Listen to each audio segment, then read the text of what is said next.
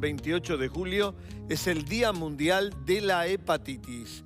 Una patología realmente prevalente y hay temas que nos preocupan mucho y por eso hoy hemos invitado a una experta, a una referente, temas que seguramente ustedes no saben. Nuestra invitada es la presidenta de la Sociedad Uruguaya de Gastroenterología. Ella es hepatóloga y a su vez también gastroenteróloga y es la doctora María Rosa Cruels. Doctora, un placer auténtico. Muchas gracias, Juan Carlos. Muy buenos días. Muy buenos días a la gente. Doctora, Día Mundial de la Hepatitis. Qué importante, ¿no? Hablar de esta patología, ¿no? Muchas veces descuidada, ignorada, minimizada. Tal cual, tal cual. Yo creo que es una enfermedad... Uno habla de lo que sabe, ¿verdad? Y a veces cuando uno ignora no puede reproducir información. Claro. Entonces, es muy importante poner este tema arriba de la mesa porque, en primer lugar, hepatitis es tan simple como inflamación del hígado. Esa es la definición, ¿tá? Pero tenemos que saber que hay dos familias, hepatitis aguda, hepatitis crónica. Las agudas, en general, están relacionadas con virus que se transmiten de persona a persona. Los que tenemos algún año, cuando la hepatitis A era más común en nuestro medio porque no había saneamiento o no había tanto saneamiento, en realidad era común escuchar fulanito está con hepatitis, se la agarró el hermano, la madre, etcétera, o en la escuela hubo un brote. Bueno, esa es la que se transmite a través del baño, a través de la contaminación de persona a persona, un estornudo hablando. Afortunadamente, en esta área, el avance del saneamiento y la educación en cuanto a la higiene han hecho que hoy por hoy Uruguay, digamos que ya no vemos casi casos de hepatitis A, teniendo en cuenta que antes éramos un país endemo-epidémico, o sea, con mucha cantidad y en el cual el 90% de nuestra población llegaba a infectarse con el virus A. ¿La B y la E? La B y la E te la saco, se transmite igual que la A, ¿tá? La B vamos para ponerla en el paquete del VIH y del virus C. Estas tres hepatitis, virus B, virus C y el HIV, que no es una hepatitis, digo, en realidad son enfermedades de transmisión parenteral y sexual. Es decir, comparten vías de transmisión. Y lo importante es, todos escuchamos hablar del VIH y poco hablamos de la hepatitis. Y en realidad debemos de saber que la hepatitis B es 30 veces más contagiosa que el virus del VIH y que la hepatitis C es 10 veces más contagiosa que el virus del VIH. 10 veces más que el VIH. Y no se habla, doctora, de esto. No hablamos del tema, queremos hablar del tema. Y el problema está en que la hepatitis B y la hepatitis C son enfermedades que predisponen al cáncer de hígado, que predisponen a la cirrosis y que el camino final de la enfermedad, si no hacemos nada, es la cirrosis. Y obviamente que esto tenemos que tener en cuenta que la mayoría de las personas que se infectan de hepatitis B o C muchas veces lo hacen en edades tempranas de la vida. ¿Por qué? Y bueno, porque es el primer contacto sexual sin protección, porque es el contacto con las drogas, ya sea inhalatorias o por vía intravenosa, porque nos gusta, porque está de moda hacernos un tatuaje, ponernos un piercing, o porque en algún momento de nuestra vida, digo, vamos a la manicura, al pedicuro, al odontólogo y de hecho esa gente trabaja mal. No, trabajan perfecto, pero el tema es que en el mundo entero la sangre no logra eliminarse totalmente cuando está infectada de los equipos. Sin duda, dos capítulos importantes, doctora, diagnóstico y tratamiento. Bien. Me parece que referido a la hepatitis C, naturalmente. La escucho, doctora. Mira, en realidad en la C estamos mal. Estamos mal porque si tú me preguntas cuánta gente infectada hay en Uruguay, no sé, debo decirte. Y tú me dirás, pero no puede no saber. No, no lo sé. No lo sé y no lo sabemos, que es lo más grave. ¿Por qué? Porque en realidad no es un test, no es una búsqueda que la hagamos en forma sistemática. En el caso del VIH está más incorporado. La gente va, pide, el médico pide. Pero en el caso del virus de la hepatitis C, nadie lo pide porque no sabe de lo que se trata. Pero hay que tener en cuenta que si nosotros esperamos a los síntomas o esperamos a que un estudio nos dé una alteración, en realidad vamos a estar llegando tarde. ¿Por qué?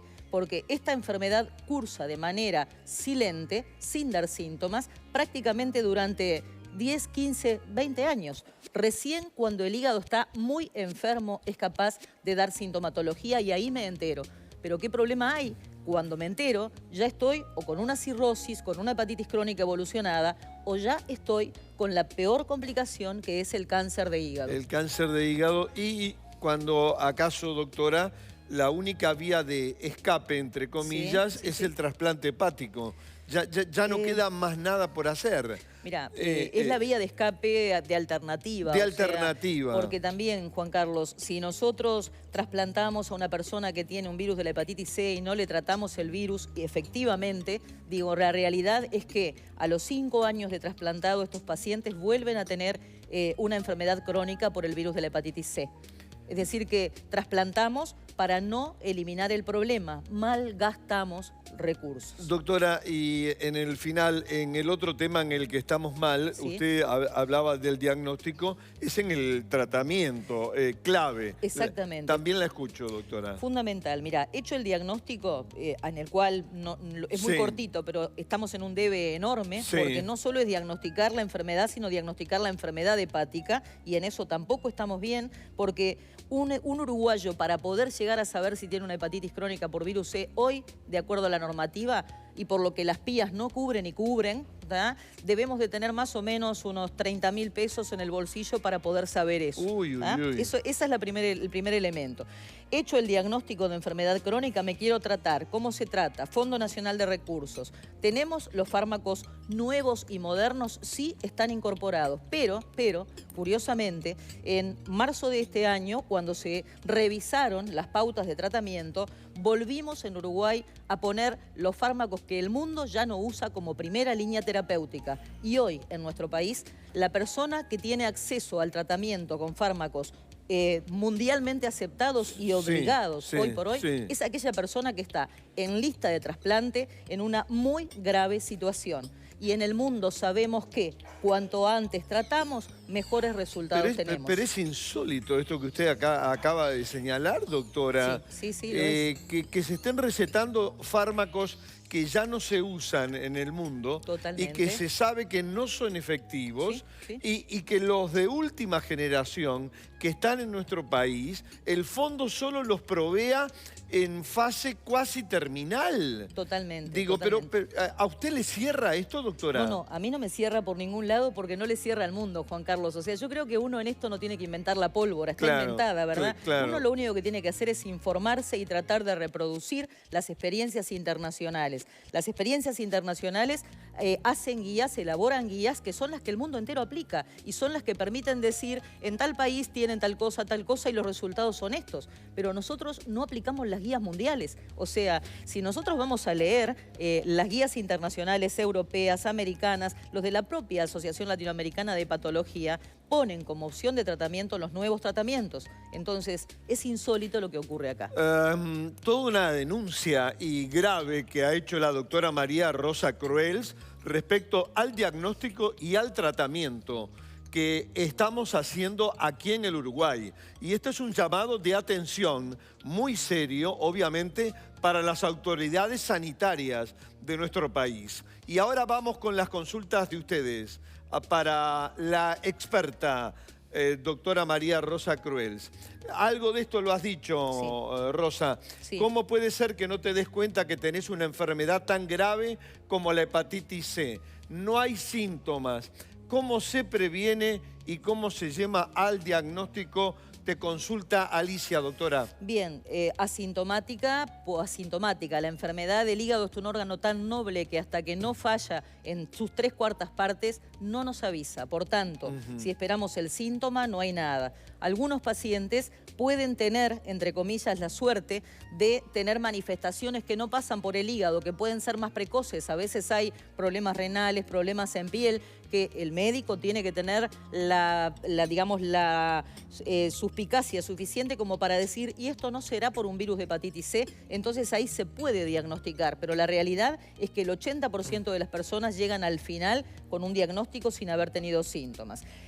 Un examen de sangre lo puede detectar, sí y no. ¿Por qué? Porque el examen que podría denunciar algo podría ser un perfil hepático, un funcional y enzimograma hepático que pedimos a veces en las rutinas, pero tampoco puede estar alterado, o sea, puede darlo como no, o puede dar alteraciones inespecíficas que por años las vamos siguiendo y si no pensamos en esto, no lo sabemos. ¿Cómo se previene? ¿Vacuna? No hay. No hay vacuna. No hay. Por tanto, lo que tenemos que tratar de hacer es, primero, eliminar lo que hay tratar a los que tienen para evitar el contagio y en segundo lugar, al ser una enfermedad de transmisión parenteral, tratar de cuidar o extremar las medidas en ese sentido. Perfecto. Podríamos estar horas, pero gracias realmente, doctora María Rosa Cruels. Y quiero asumir un compromiso público con la teleaudiencia para, doctora, no venir solo el Día Mundial de la Hepatitis. Sí. No solo venir cada 28 de julio. Exacto. Nos comprometemos, calidad de vida y desayunos informales, a informar. Y además estar muy cerca tanto del diagnóstico como del tratamiento, donde tú fuiste muy gráfica. Estamos mal. Estamos mal, no estamos cuidando a los pacientes portadores de estos virus y de estas patologías. Gracias por este mensaje tan fuerte que has transmitido esta mañana y te vamos a tener con frecuencia acá, doctora. Gracias por permitirnos estar y realmente ojalá que el 28 de julio fueran todos los días, porque es la única forma que la gente se sensibilice de esto. Gracias, doctora. Pausa y continúa Desayunos Informales.